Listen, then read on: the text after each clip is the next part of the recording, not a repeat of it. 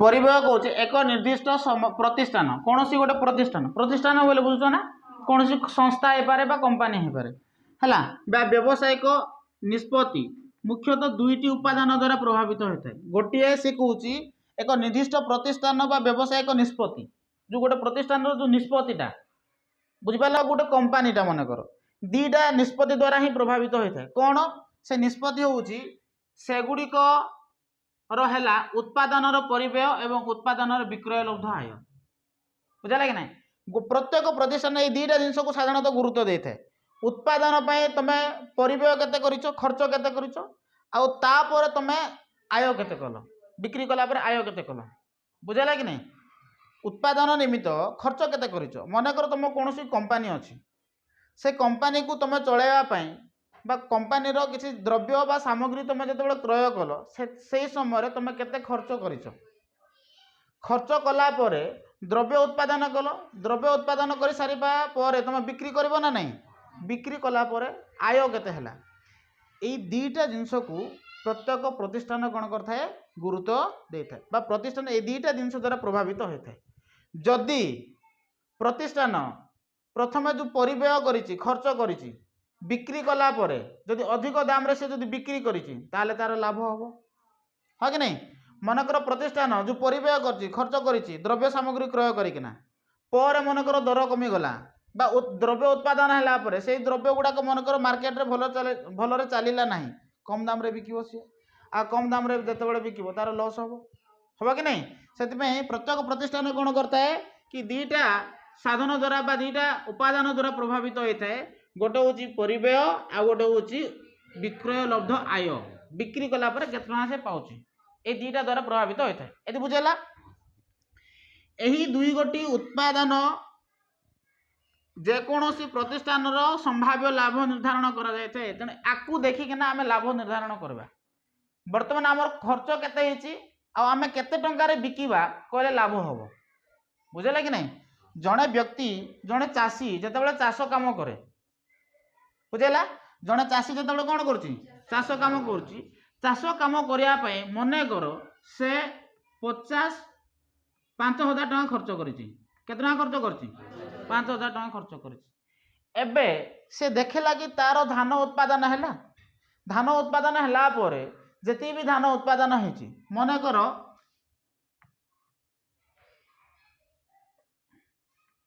100 quintal भी होता कि जहाँ भी उत्पादन होता हाँ कि नहीं जति भी उत्पादन होता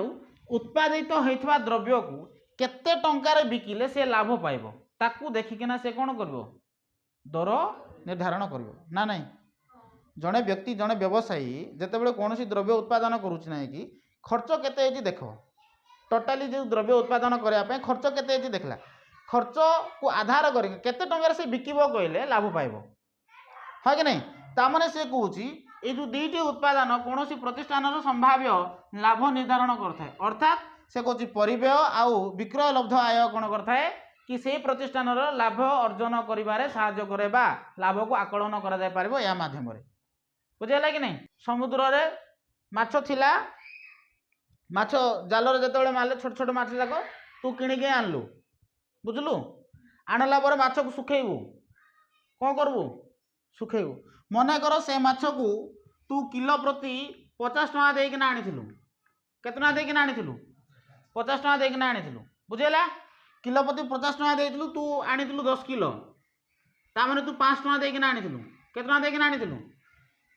5 टका देकिना आनिथिलु आणलु माछ सुखेलु माछ सुखी गला वर्तमान सुखला परे एबे तू से माछ को बिकू कह केतना बिकू किलो प्रति केतना बिकू इधर 60 करू ना 55 करू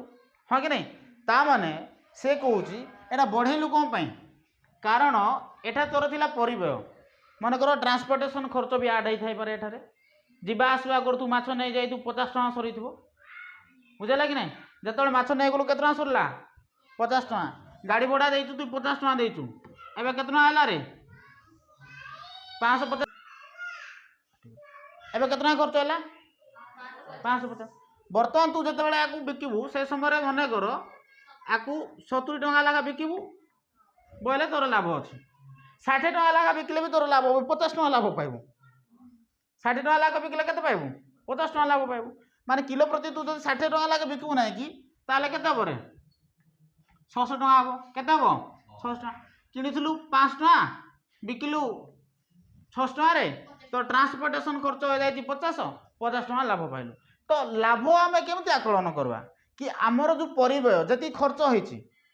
आउ केते लाभ आमे बिक्री कला पर केते टका पाइले सेथिरु जदि हमर खर्च को जदि फेडी देबा तो हमर लाभ क्षति बाहरी पड़ो बुझा लागे नहीं तेणु गोटे प्रतिष्ठान से सदा बेले कौन करे लाभ अर्जन पाई ही कौन करबो कार्य करबो हाँ कि नहीं लाभ अर्जन पाई कार्य करबो कि नहीं तेणु उत्पादनकारी सर्वदा लाभ पाइबा आशा रे चेष्टा करि थाए सेति उत्पादर मोट विक्रय लब्ध आय जति से बिक्री करिछि हैला मोट विक्रय लब्ध आयरु उत्पादनर मोट परिव्यय को वियोग कले लाभ बाहरिबो माने कर मोट विक्रय लब्ध आय तमे वर्तमान बिकी केते टका रे टोटाली केते टका बिकलु 600 टका बिकलु केते टका बिकलु मोट बोला पर लो मोट बोले सब जाक ओके मोट को केते टका बिकिछु तू 600 टका बिकिछु केते टका बिकलु दीप्ति 600 टका रे ना 6000 हां हां तमे ओ एटा मु 6000 लिखि देछि छाड़ो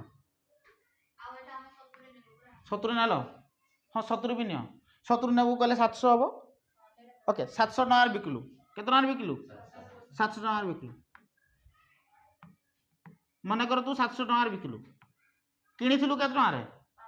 5 टका से कोन कहला मोट विक्रय लब्ध आय माने बिक्री करके ना आय कर तू केते 700 आउ से कहला उत्पादनर मोट परिव्यय मोट परिव्यय केते थिला 550 मोट परिव्यय 550 थिला तेणु आम जब 550 जब फेड़ी देवा ताले कौन बाहर लाभ बाहर एबे केते बाहर 150 तेणु तोर लाभ केते बुझलु कि नहीं तो एमती आम कौन करूँ लाभ आकलन करा देख से कहला जेकोसी द्रव्य बा सामग्री उत्पादन निमित्त उत्पादनकारी उत्पादन साधन यथा भूमि पुंजी एगुड़ाक आवश्यकता करता है हाँ कि नहीं से कहला द्रव्य सामग्री उत्पादन पाई उद्योक्ता जो व्यय बहन करे ताकू परिव्यय कहुए ता माने उत्पादन करिया पाई से जो खर्च करुछि ताकू आम कौन बोली कहबा परिव्यय बोली कहबा बुझेला कि नहीं उत्पादन निमित्त उद्योक्ता बा प्रतिष्ठान बा व्यक्ति तुम जहाँ भी कह उत्पादन करने जड़े व्यक्ति जो व्यय बहन करुछि खर्च लिखब ना खर्च इकोनोमी भाषा नुह बुझेला कि नहीं से कहूँ उद्योक्ता बा प्रतिष्ठान उत्पादन करने जो व्यय बहन करे ताको आम कौन बोली कहबा परिव्यय बुझलु दीप्ति ये गोटे कंपानी अच्छी हाँ कि नहीं ये कंपानी अच्छी जिते बड़े ये कंपानी मन कर लुहा कंपानी एबे ये जो लुहा गुड़ाक बनवाई प्रथमतः ताकू कौन करवा पड़ो जिनस गुड़ा किणवा पड़ो कंचामाल किणवा पड़ो हाँ कि नहीं कंचामाल किणला ये कौन करो ये कंचामाल जिनस बनैला बोला कि नहीं एबे एथरे से कौन कौन ऐड करो केतना रे बिकले से लाभ हम एथरे श्रमिक मान को केतना देउची हाँ कि नहीं इलेक्ट्रिक बिल केते होउची टैक्स सरकार को केते बांधुची ट्रांसपोर्टेशन खर्च केते हेची सबू आकलन कला परे जाकू कहा जाउची मोट परिव्यय ताकू कोन कहा जाउची मोट परिव्यय सबू आकलन कला परे से वर्तमान देखिबो से केतना रे बिकिबो हैला ताकू आधार करी से कौन करे उत्पादित द्रव्य को बाजार रे बिक्री करे आउ लाभ आय बा लाभ अर्जन करे बुझेला कि नहीं मन इच्छा बिकब गले तुम लाभ पाइब ना बुझेला तेणु परिव्यय जदि कहबा ताले मोटामोटी भाव में आम कौन बुझा खर्च को बुझा कि नहीं परिव्यय कले